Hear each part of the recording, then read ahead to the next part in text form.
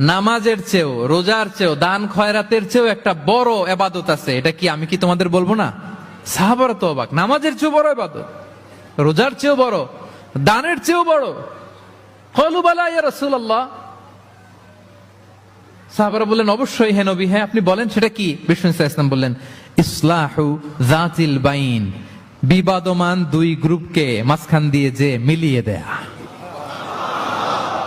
নামাজের চেয়েও বড়, রোজার চেয়েও, সাদাকার চেয়েও বড়, মিলায় দেওয়া। আমরা মনে করি সেজদা দিতে দিতে কপালে দাগ ফেলে দিছি, এটাই তো বড় ইবাদত, এটা তো নিঃসন্দেহে বড় ইবাদত।